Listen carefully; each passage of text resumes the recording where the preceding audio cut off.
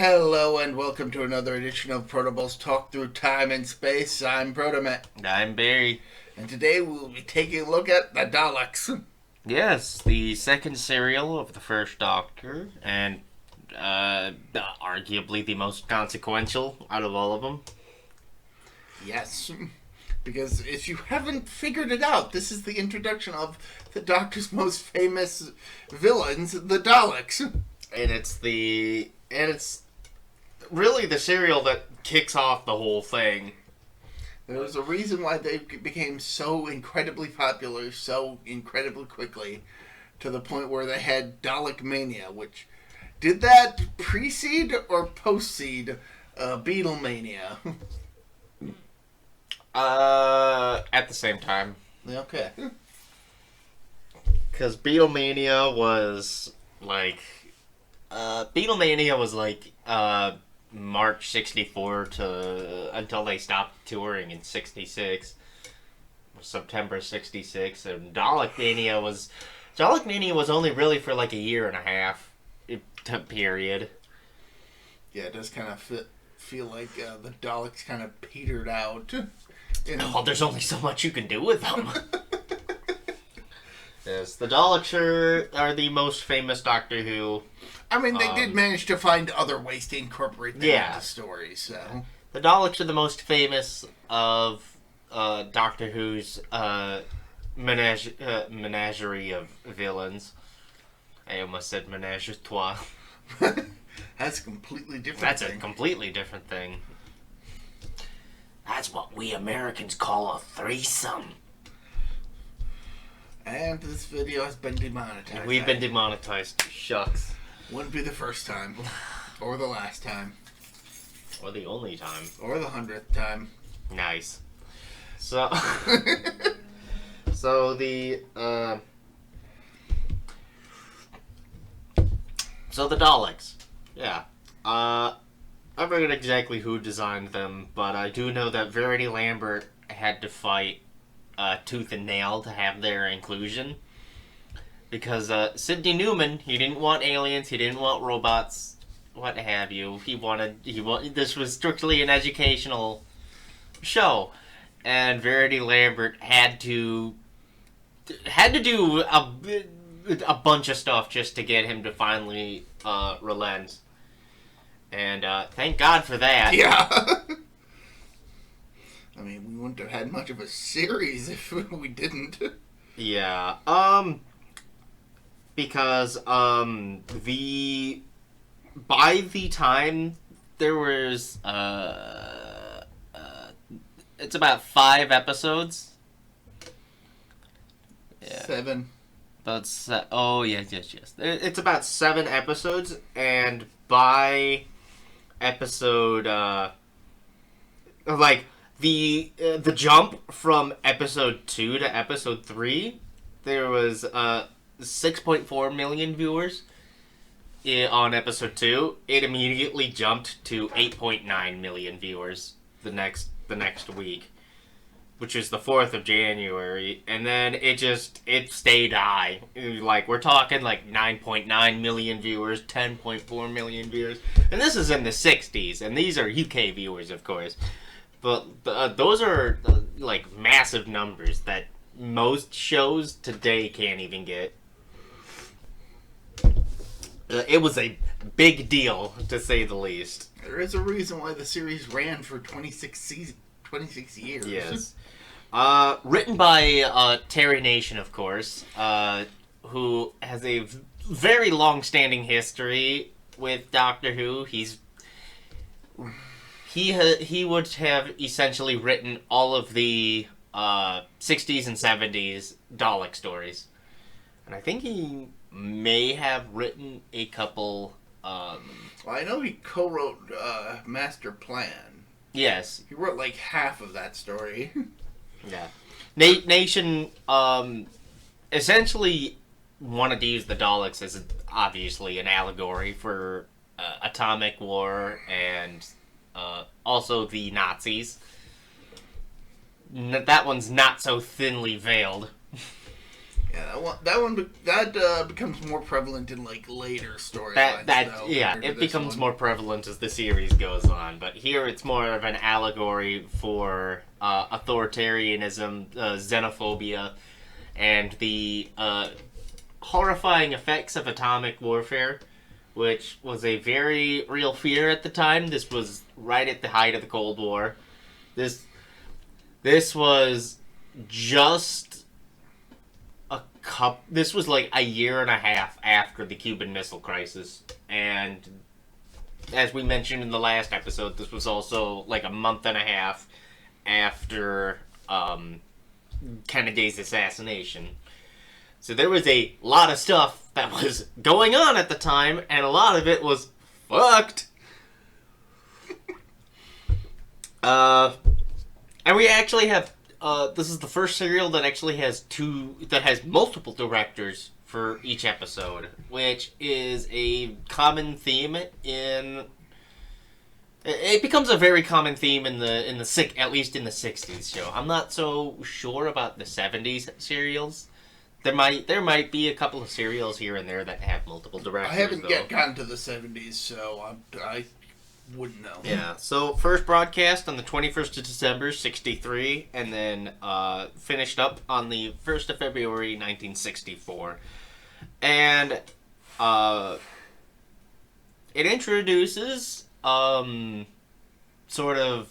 It's where the Doctor really starts to... You start to see a bit of a change in him, but he's still a total bastard in this serial. Yeah, this serial is mostly his fault. It's entirely his fault. They would not have everything that happens in this serial would not have happened if the Doctor just played ball here. And what exactly happens? Well, the Doctor, Susan, Ian, and Barbara, after last episode, they land on a strange planet, and they unknowingly enter into a highly radioactive jungle.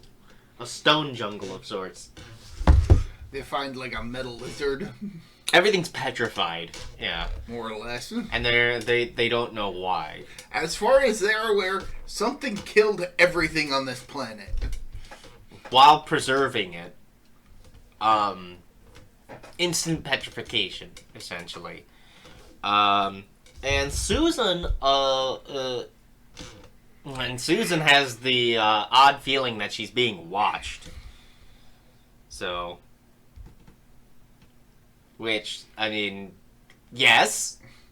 I know that there's like a minor running gag in this first episode where Susan is trying to get her hands on one of the petrified flowers. Yeah. Like one accidentally gets broken, and with Ian's help, she does manage to get another. And then Barbara screams, and he like immediately smashes it into Susan's hands. I was like, "What the hell?"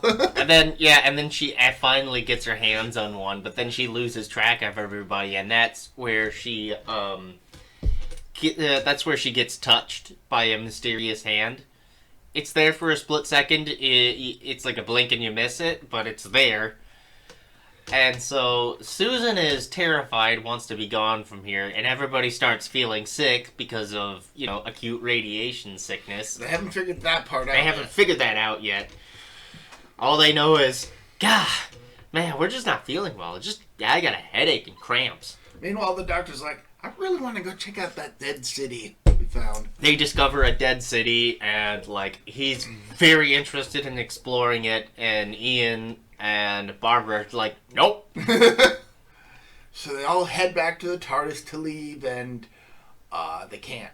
They can't. Oh, there's something's wrong with it. Oh, it's the fluid link. The fucking fluid link. It's out of Mercury. We gotta go get Mercury. Oh, well, where do you got some? No, actually. As a matter of fact, I'm fresh out of Mercury. We'll have to get some in the city. I was like, oh, God damn it, fine. Boom, boom. So, yeah, they go down to the city, and they actually split up. Everybody splits apart from one another. They go their separate ways to go exploring. And, of course, Barbara is the one that gets trapped and captured by the Daleks. Which ends the first episode. That's the first episode. Yeah, that's the first episode. We don't even get a proper look at the Daleks in the first episode. They don't fully emerge until the second episode. But we do see one of their plungers. The other thing that also happens right before they go out to explore the city is they hear some scraping and scratching outside the TARDIS, and when they go to explore, they find a box with a bunch of vials with liquids in them. And they're like, what is this? We don't know. We're just going to keep it in the TARDIS for now. It's probably not important. Probably not. So the first episode, it's all atmosphere. It sets up the atmosphere so well, actually. Probably one of my favorite episodes of the serial. And so for the next episode, the next episode is primarily, we've been captured by the Daleks, but the rest of the group doesn't get captured until they finally figure out that, oh shit, this planet is radioactive. And the Doctor admits to his own wrongdoing. In his defense, as far as everybody was aware, this was a dead planet that was safe to explore. He had no idea that there were alien creatures that were still alive in the city, and that the whole thing and that the whole planet had been irradiated by a neutron bomb. Yeah, it's like, yeah, he commits subterfuge on the TARDIS, and then he also the other thing is he also lies about it being out of Mercury. It's not actually out of Mercury. There's nothing wrong with it. He unplugs it. That's what he did. He unscrewed it out of the TARDIS, which caused the TARDIS to malfunction, and so he's like, oh, I gotta come up with a bullshit excuse. It's out of Mercury. But he is at least man enough to apologize once he realized that he fucked up colossally. Yes, but he's also like, we need to go. And Ian's like, not without Barbara. And he's like, I don't care about Barbara. We need to go. I mean, admittedly, the Doctor is still an asshole. He hasn't yet become the lovable character he is more well known to be. That doesn't formulate until about the end of Marco Polo. Which, we'll talk about that when we get there. That's a whole can of worms. Yeah. But this is where the Daleks are properly introduced, and anybody who's seen an episode with the Daleks, you know what they look like. Anybody who hasn't, just look them up. It's hard to describe. It's like a trash can with buttons. It's like a salt shaker, but with a laser gun and a plunger attached. Yeah. And an eye stalk. Yeah, and an eye stalk on the top with light bulb antennae. It's a simple design, but it's very effective, at least. I mean, there's a reason why it keeps popping it back up.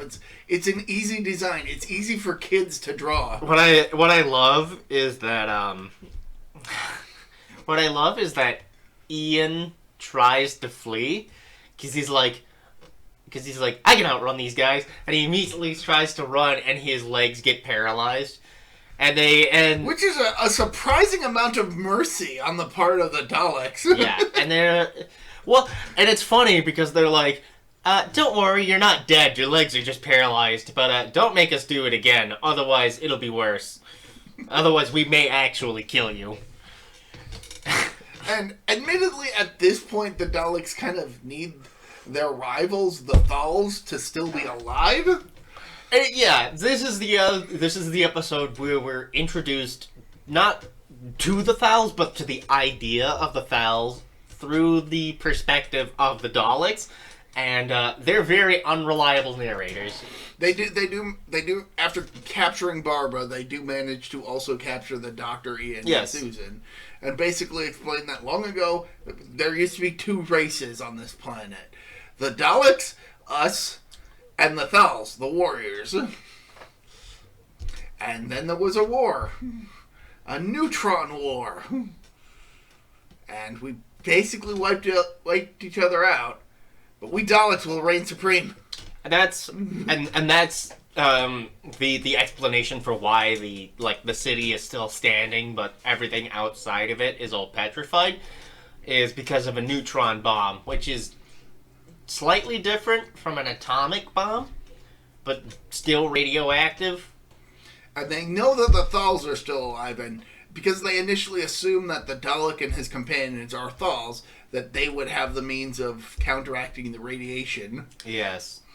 So that the Dalek could finally leave the city, free of their. Yeah, and they mentioned they're like, we don't even know what the Thals look like. They must be horribly mutated. We can only assume that they're absolutely ugly. Yeah, which I mean, pot calling the kettle black. We'll get to that. But they do. But the companions end up realizing, oh, that container, that was probably left for us by the Thals, and was intended to rid us of the radiation poisoning we're suffering from. Yeah. We need to go back to that. And the only one who is actually capable is Susan, who is the most terrified out of her wits. Because Barbara is probably the most affected by the radiation poison at this point. The doctor is not doing much better. He's dying. And Ian is not suffering as much, but his legs are still mostly paralyzed. So yeah, he can't really walk right now, and so he's like, and so he tells Susan in no uncertain terms, straight there, straight back, an hour might make all the difference, which is a direct quote. And the Daleks are completely willing to let her go because they feel it has advantageous dividends for them. For the Daleks, it's basically, okay, she gets the drugs, and they can use it on themselves to figure out what it does, or she dies, and all of their prisoners die, and, oh well, who cares? So, yeah. And that's right around where episode 2 ends. As soon as she makes it back to the TARDIS. Yeah. And the other reason that they actually explain that Susan has to go, and why it can't be Ian either, is because Susan explains that the TARDIS, and this is actually an ingenious explanation, that it has long-standing ramifications. Does it though? Yes. I certainly haven't seen it. It's that the Dalek has fake keys, or like fake keyholes, and there's only one. The Dalek has fake keyholes? Yes, the Daleks have fake keyholes right in the back. Didn't you see the latch? It must have been hidden behind the dish that they have in their next story. Yes, that's true. No, the TARDIS has multiple keyholes. Yeah, the TARDIS has fake keyholes. That is, it's like a failsafe where, like, if it's put into the wrong keyhole, the whole system malfunctions and melts the locks. It essentially locks out anybody who's trying to get in. Which, for where I'm at, I just finished up the 4th season. As far as I'm aware, that has never come up again. It doesn't really come up until much later in the series. In fact, I see other characters aside from the Doctor going into the TARDIS. He keeps it unlocked for them. Okay then. Yeah. Also, there's one incident where somebody actually removes the lock without any. Yeah, that one's a bit funny. That's not the meddling monk, I don't think. No. No, I think that's a chase. Oh yeah, that might. Yeah. That's later in the series, but all that's not established yet. Speaking of the chase, also involving the Daleks, ironically enough. And so the 3rd episode is actually where we are introduced to the Thals, and they're, I mean, for lack of a better term, they're like Norse German men.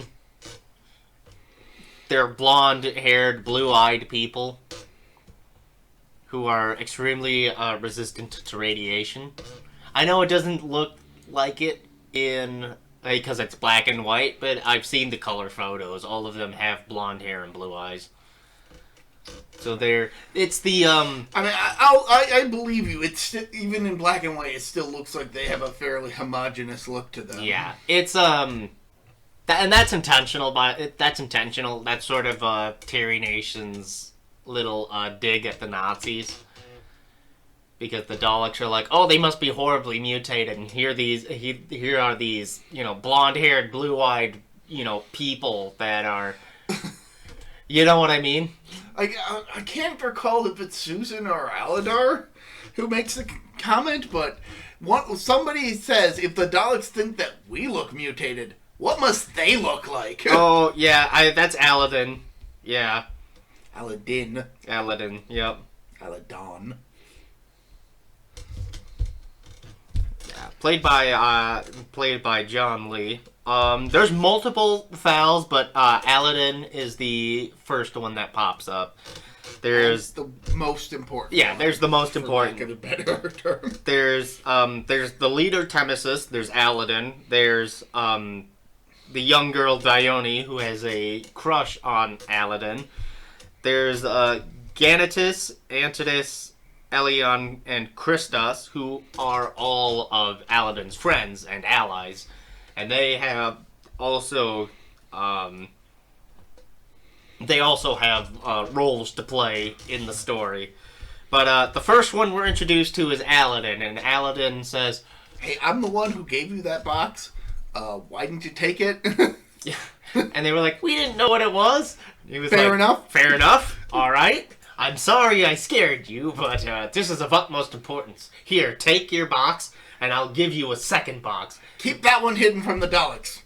Which she doesn't do very well. Like that whole, you absolutely must keep it a secret from the Daleks, is immediately found out as soon as she returns. And the Daleks are like, we're just give them it. Fine. It'll be fine. We've got... We got what we wanted. We got what we wanted. Let them live. And so now... For now. So now everybody is... everybody's feeling better. Because now they've taken the drugs. And the Daleks, the whole reason, the raison d'etre, that they wanted those drugs was because they want to be able to leave the city. Which they haven't been able to do. Because of the radiation outside. So they figure if we take the drugs, the anti-radiation drugs that the Thals made, we'll be able to leave the city. But they also are spying on their captives and learn that the Thals are wanting to make peace with the Daleks because their food supply is running dangerously low. Yes. And the Daleks basically convince Susan that, yeah, we're willing to work with the Thals, we'll just send them a message, basically outlining what we expect of them in this partnership. What is this thing you wrote down here right at the bottom? Yeah, what's that on the bottom? It's a signature. It's my name, and he knows that's your name. Yeah. Yeah. I mean, it's real question is how do the Thals know what English is? Or the Daleks, for that matter. That's neither here nor there. Universal Translator. God damn it. It's the same Universal Translator that all sci-fi shows have. Yeah, pretty much. That or a Babel fish. Yeah, I think that... It's ironic, because Douglas Adam worked on this series. Yes, he did. At multiple points. Multiple times. I think that does get explained later, actually, that the TARDIS has a universal translator, but as far as we know at this point, we don't know that. It's just English is the, for lack of a better term, universal language. Oh, I see you speak the universal language. English. English. Tattoo mat mohotol. English. That's a Yu-Gi-Oh abridged. No, Dragon Ball Z. Oh, Dragon Ball Z abridged, not Yu-Gi-Oh abridged. Same group though, ish. Same affiliation. Right. So they send the letter out. Temesis and Aladdin, they sort of talk to one another about it, because Aladdin, rightfully so, is just like, I don't know if I trust the Daleks. Mind you, the reason that they actually need food is because they actually had lived on the plains, I believe, on the other side of the plateau. Yeah, they lived on a plateau of the other side of the mountains, and they had been farming, and the expected rainfall that they were expected didn't come for like a couple years beyond when they expected it. So yeah, their crops have failed. Their crops have failed, and they've been undergoing a famine. And so Aladdin, is just like, I don't know if I trust the Daleks. And Temesis is like, hey, now you stop that. How are we supposed to forge? How are we supposed to forge a new alliance and a new bonds of friendship if we're so wary? So yeah, doesn't really go well for Temesis. We'll get to that. And so now comes the important part: is our main group, Doctor, Susan, Ian, and Barbara, they plan their escape. Because they realize, the Daleks have been spying on us, and that's how they know that we've been in contact with the Thals and yes, about the proposed union, because Susan wasn't debriefed when she returned, outside of, them taking the box of medication. So, what do? Well, as it happens, they do their quick thinking. They knock out the camera, staging a fight, and the Daleks immediately are like, no, yeah, that was planned. That was staged. That was totally... that was fake. Fake news. That wasn't real. Didn't happen. Total fabrication. We made it up. But, sorry. The Doctor's group theorized that the Daleks have been using static electricity to maneuver their city. And they figure if they can cut off a Dalek from its power source, they can manage to escape. Yes. And thankfully, Susan has a cloak Aladdin had given her that seems to be made of some sort of plastic-like material. Yes. Which acts as an insulator. And so they managed to knock out a guard, a Dalek guard, and they get the bright idea, what if we use the encasing with one of us inside? So they have to take out the Dalek that's inside. And when Ian and the Doctor open it up, they immediately go, girls, could you step outside for like a minute? And Ian and the Doctor, they give each other a look like, holy fuck, what the fuck is this? And they basically just wrap the unseen Dalek in the cloak and set it aside. Yep. While Ian climbs into the casing. And there's a funny thing, because Barbara had actually made mud with all of the dirt on Susan's shoes. And Ian used it to cover the camera. Yeah, and Ian's like, I can't see. Oh, it's the mud. Could you get rid of that, please? And so the last shot we get of this episode, as they're exiting the cell, is the dying Dalek emerging from the encasing, or from the blanket, or at least extending its clawed hand that no other Dalek ever has. Yes. So one and only time. So we move on to the next episode, and this one's probably the most action-packed out of all of them. It's The Escape. No, it's The Ambush. Oh, The Ambush. The Escape is the other one. Yes. This is the episode we just got finished with. Yes. No? Oh, yes. Okay, yes. Yeah, this is the halfway point of the story. This is the halfway point. Sorry. The Escape and then The Ambush. They both sort of mix together. Right, I can understand, because like half of The Ambush is the Doctor and his companions trying to escape the city. To escape, yes. So what ends up happening? Well, long story short, they manage to trick a second Dalek guard into letting them into an elevator. Thanks to Susan's quick thinking, she tries to... She plays at trying to escape. Yes. And so they get into the elevator, but then the... Ian is stuck in the Dalek suit because the latch is caught. So he's stuck. So he can't escape. The Daleks immediately figure out, oh shit, there were no orders for them to be moved. And so they try to pause the elevator. And so Ian is stuck in the Dalek suit. And the Doctor, Barbara, and Susan have all made it to one of the top floors in one of the buildings while Ian is still stuck. Well, Ian manages to get out of the Dalek suit, and he gets up and meets them. And so the Daleks are going up the elevator to meet them. I like how when they confront the Ian Dalek, they shoot it until it crumbles to reveal that the casing is empty, which is a nice shoot first, ask questions later. A nice bit of effects work there. Yes.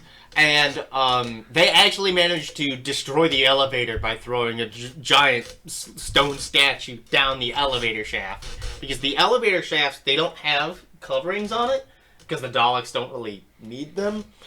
So it's an open shaft, right? And so they push a stone statue down it, and it hits the top of the elevator, and it destroys the whole thing. And so now the Daleks can't get up from that particular elevator. Doesn't mean they don't have other elevators, it's just that one's broken, and so our group of fledgling heroes are safe for now. I say fledgling heroes because they're not full heroes yet, they're just trying to survive. Fair enough. And at this vantage point, they finally see the Thals. And so Susan is like, oh, those are the Thals. That's what they look like. And Ian basically tells the other three, like, hey, I'm gonna stay behind. You guys get out of here. I'm gonna warn them because it's an ambush.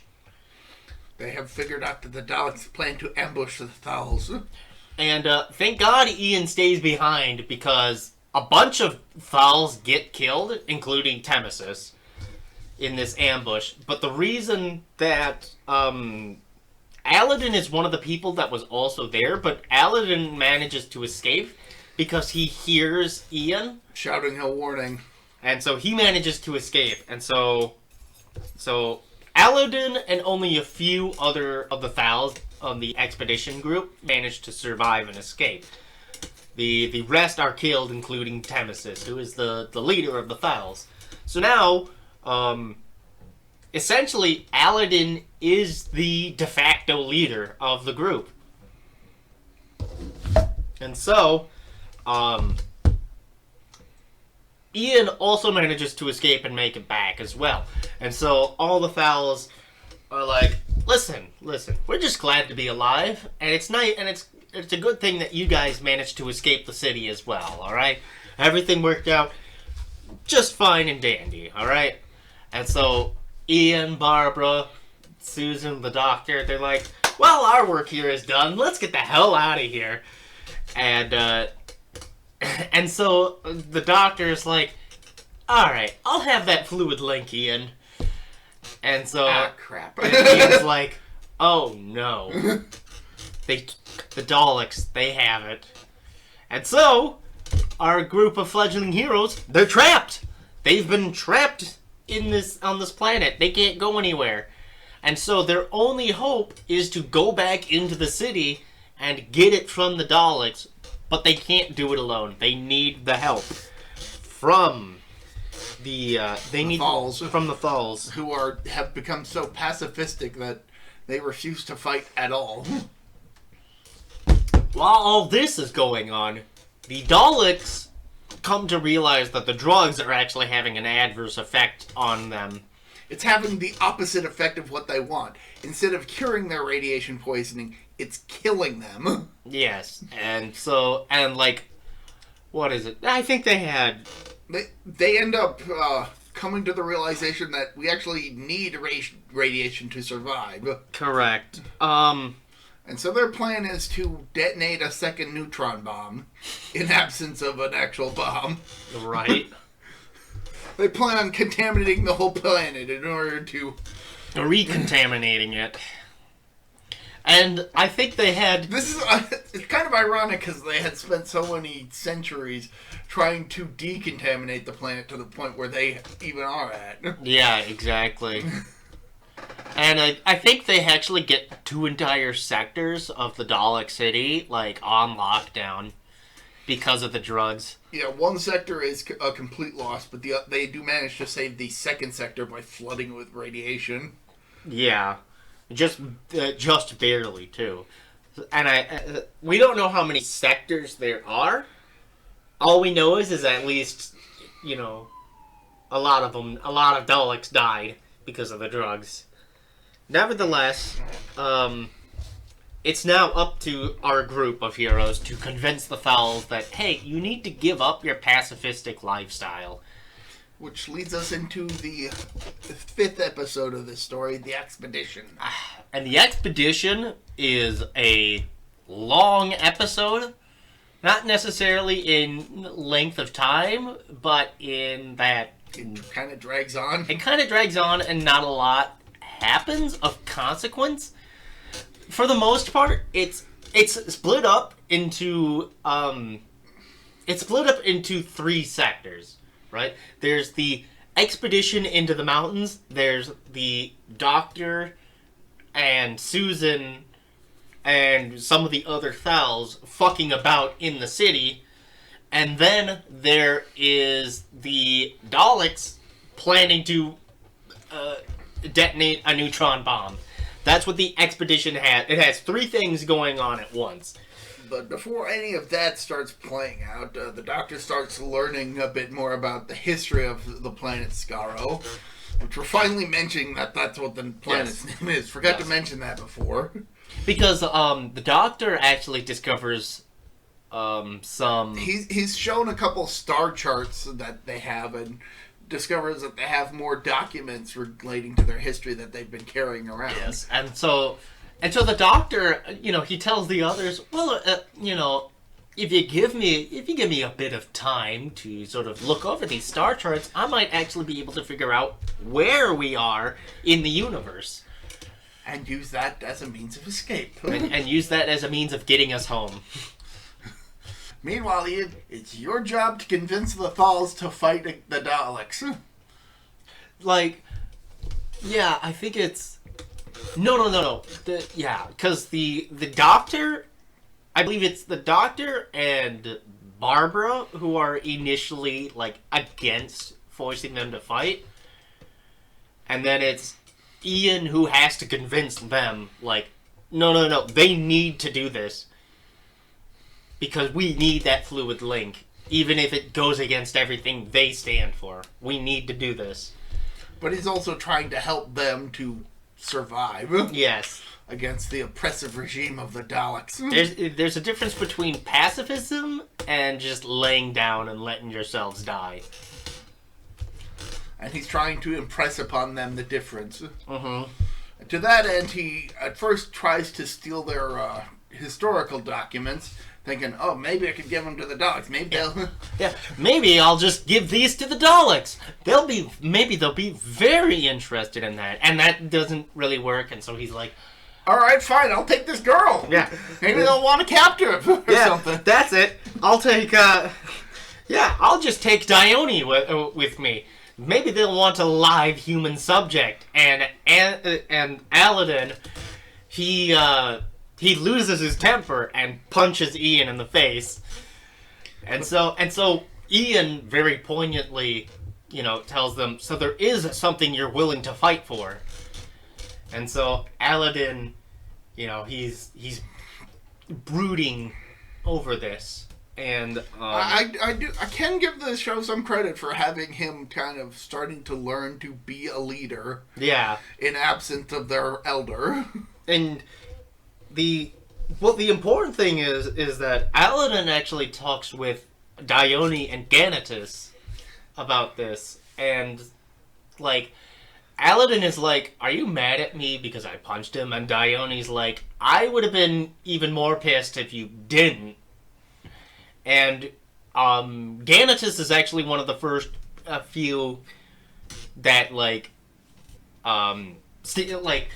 you have my sword and my axe and all that Right. on Lord of the Rings, because Aladdin basically gives the speech where like the quote is, it's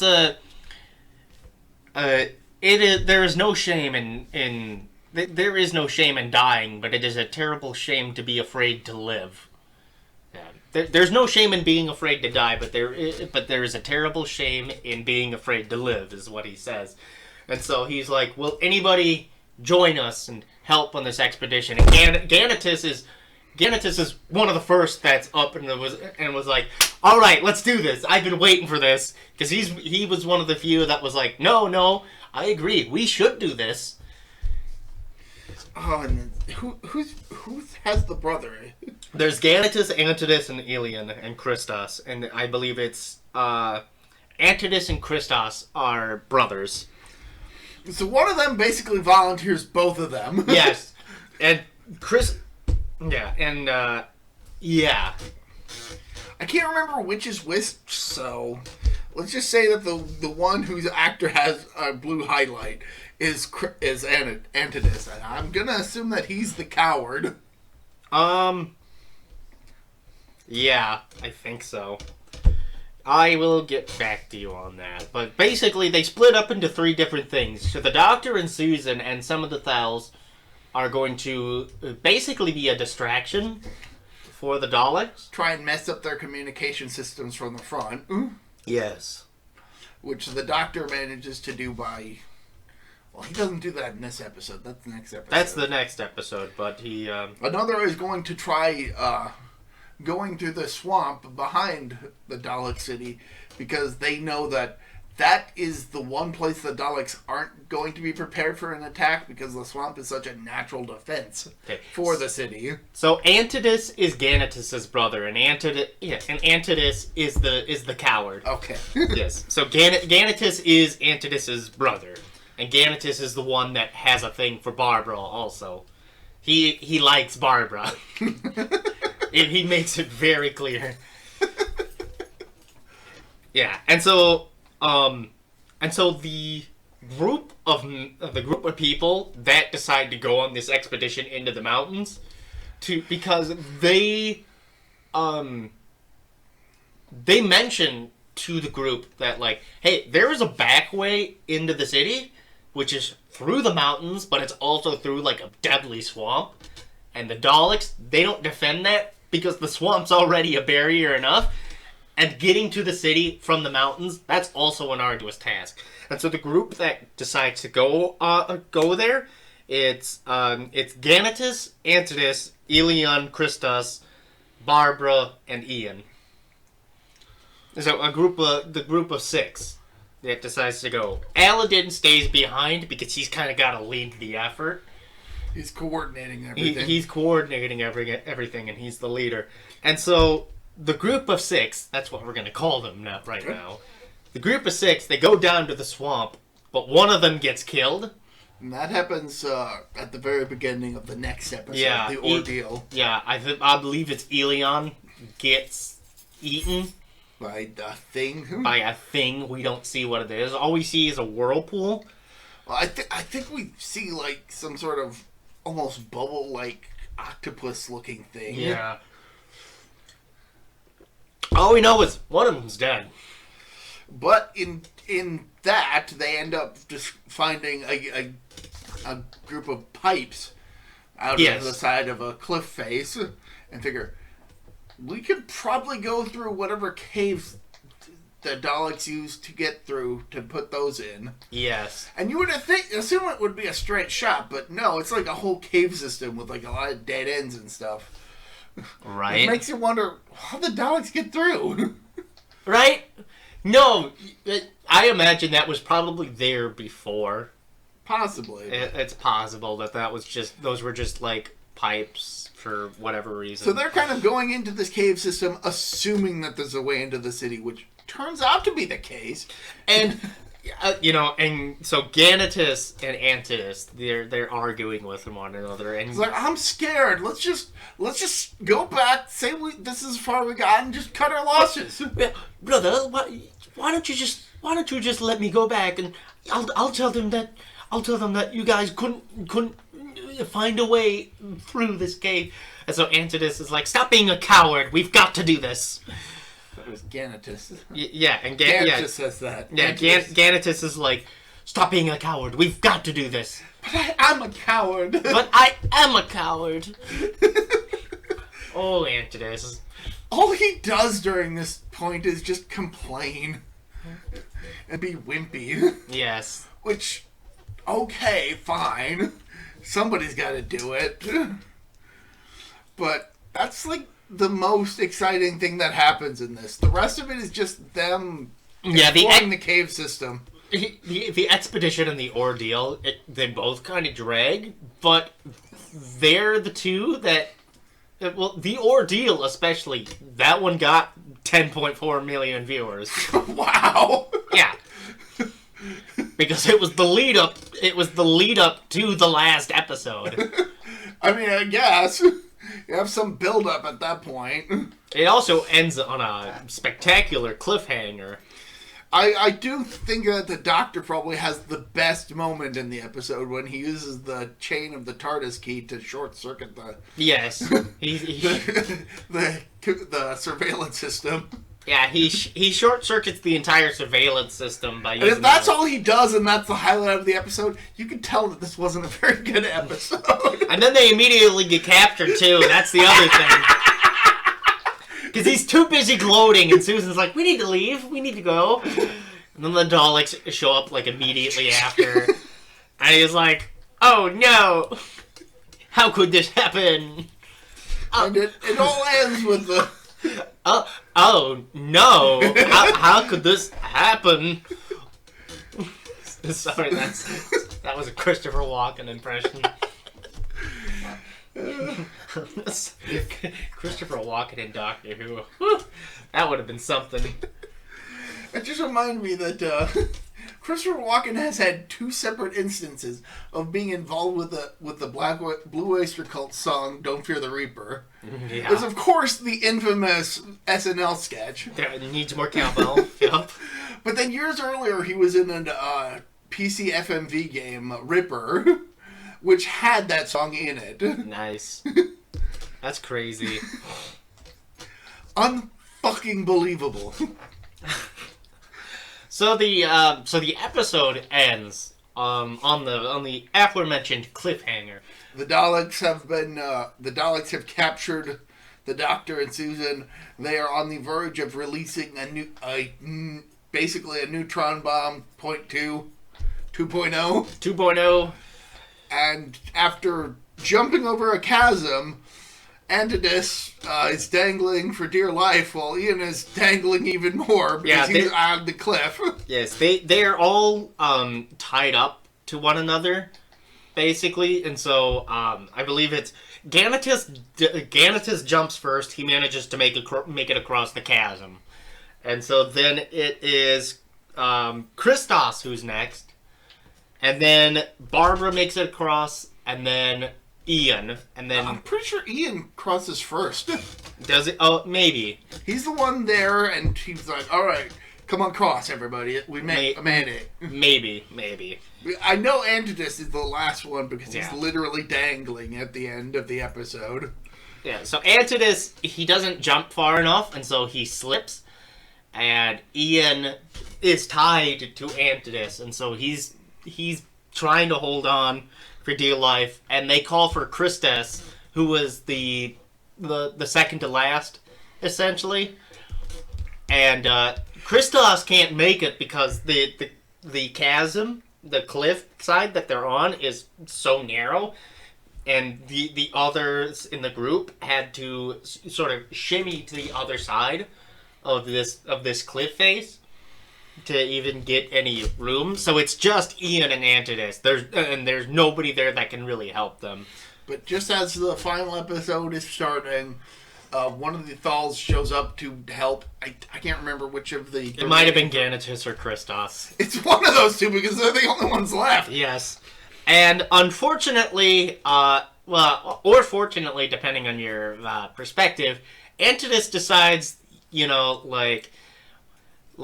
better me than everyone else. So he cuts himself loose. Yeah. And falls to his death. Yeah, which leaves Ganatus pretty bummed. It's like, oh, man. Man. Oh, man. And unfortunately, the way they were trying to head to is a dead end. At least they think at first. Until they find... What happens is they realize their light sources are starting to run low, so they decide to shut them off to save power. But then they see some light coming in. It's like, where's that light coming from? And lo and behold, they found a way into the city. And so the ambush is on. Not the episode, the ambush, but the Thal's ambush of the Daleks is on. Time to turn the tables. And mind you, the Doctor had just shut off the security system. So now there's Thals flooding into the city as well from the outskirts of the forest. So they're coming in two different directions. And so this episode is really just sort of bing bang boom, stuff happens all at once. There's a big fight. The Daleks and the Thals, they start fighting one another. The group of four now get stuck in a doorway. Yep, the group of four gets stuck in a doorway. They manage to break out of it, and then they free the Doctor, and then they shut off the power to the entire city. Defeating the Daleks. It happens pretty quickly, but... It all happens really quickly, and it's like, Jesus Christ, this is like a 20-minute episode. Or at least it feels like it goes pretty quickly. It's like, this is a 20-minute episode. God damn, everything happened so fast. And they were so close. The Daleks were so close to releasing all the radiation. But they were thwarted. They were thwarted at the last minute. And all of them die slowly. Well, that's done. Peace in our time. Yay! The Thals are celebrating. The Doctor and his crew is like, all right, let's get the fuck out of here. Let's get the fuck out of here. You guys have fun. Barbara, you say your goodbyes to Ganatus. Yep, Ganatus and Barbara say goodbye. And Ganatus is still down about his brother's death. But he basically says life will go on. I think the Doctor's like, you gotta figure out how to work all the Dalek stuff so that you can keep going towards the future and survive. I mean, don't let the fact that they use technology for evil deter you from learning about science. Science is objective. Yeah, and then he also mentions that, like, my home's in the stars. Your home is here.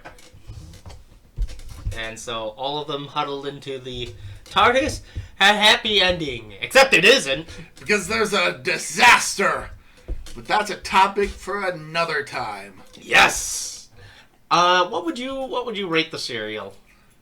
I'd give it a 6. I give it an 8. I really like the series. I think there are better Dalek stories, though. Sure, but as like an introduction for the Daleks, it's all fine. It's all atmosphere. It's all atmosphere. Yeah. And the atmosphere is very good in this episode. I'd say the first half of it, I'd give a 7. Second half, where it's basically just the Thals and the companions just kind of dicking around for a bit. Dicking around, yeah. That's a good way of putting it. They're all sort of dicking around. I mean, I know they're not actually dicking around, but for all intents and purposes, they're dicking around. They're waiting for the plot to happen. And unfortunately, they're the ones who are supposed to be advancing it. So it's like, That's actually a funny way of putting it. They've gotten too far ahead of the story. They're waiting for the plot to catch up. Yeah, Terry Nation does have a lot of better probably a lot of better Dalek stories. I would say the two that immediately spring to mind as being much better are the first two Second Doctor Dalek stories, Power and Evil of the Daleks. Yes. Admittedly, there's maybe a recency bias because I have watched those more recently, but I do think that those are handled a bit better. Listen, the Dalek, like, Unearthly Child, the Daleks, and Enter Destruction, those are the three that I've watched the most because I have because those were the DVDs that I had for the longest time, right. And so I just put them on repeat. And Marco Polo to an extent.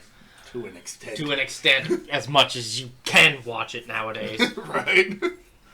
And so those were the ones, the Doctor Who serials that I watched a lot, and they really sort of informed my opinion about what Doctor Who should be. Before later ones came and completely undid it. Yeah, maybe. No, it's still grounded in those. Yeah, it's still grounded in those first three seasons. It's just kind of a shame that for like the next season, almost all off-world storylines basically follow the same tropes of this storyline. To the point where, like, halfway through the second season, like, this has become such a joke, we're going to poke fun at it. But it wasn't the chase, or no, the space museum. Oh, the space museum. Yeah. Not the first time there is a space museum in Doctor Who that actually has a Dalek in it. Funny enough. It's almost like they're lampshading the fact that this was the fault of yeah. Story. Which, again, it's not to fault the story. It's just that they kind of wound up defaulting to this narrative structure for the off-world stories for a while. So here's the other thing. There was, I believe that. Now, I could be wrong in this. It's been so long, and I'm not sure if this has been refuted or disputed or not. But I believe originally they had a 13-episode run. I believe they originally had a 13-episode run. That was intended for a test run. That's what I heard. Yes, and so the Daleks ended up taking up most of it, and then they would have had the series end in the final 2 episodes, but then the Daleks became such a big hit that it got approved for more episodes. And so I believe they did intend for the Daleks to take up most of the serial. And that's why there's 7 episodes. That's just how it is. They could have cut it and had they known that it was going to be as big as it was, the expedition and the ordeal probably would have been mashed together. I feel like they really should have. But that's not... That's hindsight. Yeah, that's not through any fault of their own. And, yeah, because I believe by the end, by the second episode of the Daleks, I believe that they had already gotten approval for it, for Marco Polo, and that's where they blew most of their budget for the... Let me tell you, this next serial, literally, had to be bottle episodes because they blew the fucking budget for Marco Polo, which takes place after the next serial that we're going to be doing. It was crazy expensive. I forget exactly how much it cost, but and we'll talk a bit more about our thoughts on the next story once we get there. It just the episode 5 and 6, they just drag a little bit, and that's not through any fault of their own. That's just a circumstance. Who was your favorite character? Non-main group character. I mean, I'm gonna go with Antidus. Ironically. Like, for as kind of annoying of a character as he is, he at least has some personality. He's not wrong, and that's the thing. He's not wrong most of the time. It's just that he doesn't have a backbone. Like, Aladon is a strong leader, and he does develop into that strong leader over the course of the story. But that doesn't mean that he's an interesting character. And the Daleks, by their very nature, are monotone. Yes. That's kind of their whole deal. I like Ganatus, actually, as a matter of fact. I think he's the most interesting Thal of them all, because he's not really a hothead. He's one of the ones who is like the most willing to abandon the pacifist lifestyle. Because it's hard to explain. He's got the most personality out of all of them, I guess, is the way of putting it. I mean, aside from Antidus being a coward, which is a personality. It is a personality trait. Ganatus is confident. He's suave. He's snarky. He, has an interest in Barbara, even if it's not really reciprocated. He talks shit to Aladdin all the time, especially with regards to Dione. They do play off of each other pretty well. Yeah, they play off of each other pretty well. It's very clear that Aladdin and Ganatus are friends. I would say that if I were in the same situation, I'd probably be an Antidus. That's fair. Walking into almost certain death, yeah. It's like, let's turn back, guys. Yeah, let's turn back, guys. This isn't working. This ain't working, guys. Favorite scene?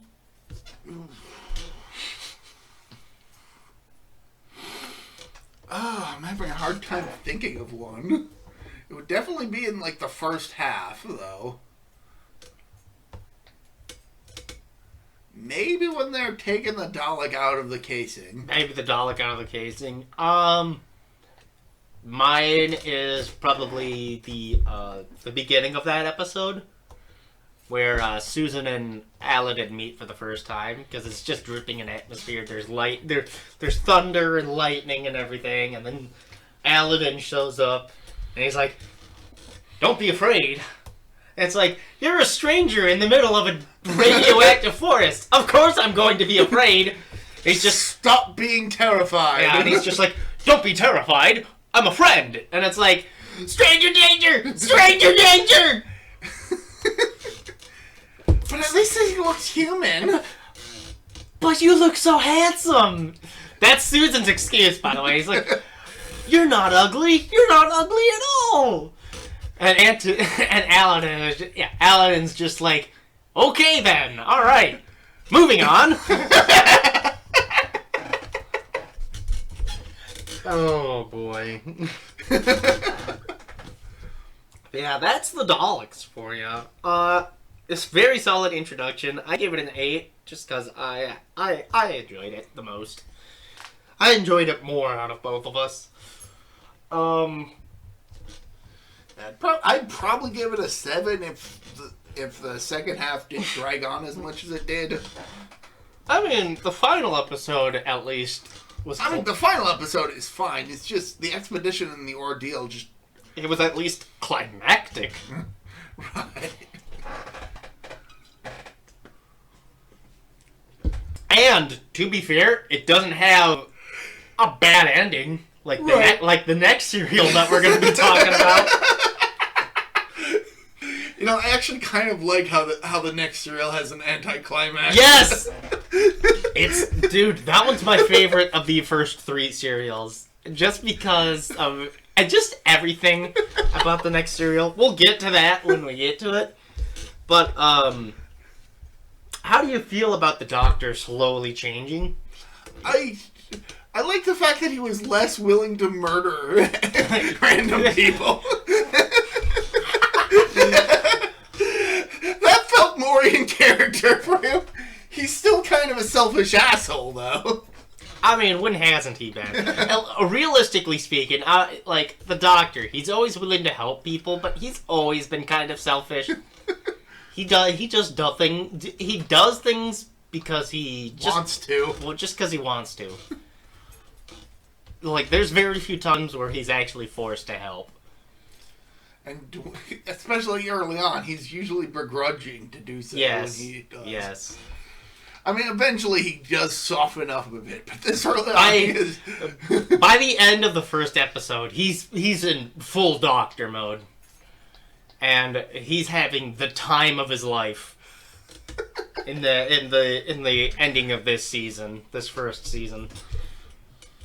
But with that said, anything else that we wanna talk about with regards to the serial? How did you feel about like the set design or stuff? Well, the design was fine. Yeah, the Dead Forest is a really nice setting actually. It does kind of remind me of a bit of a later serial, Planet of Giants. In terms of everything is dead. Yeah. But that's a whole other can of worms.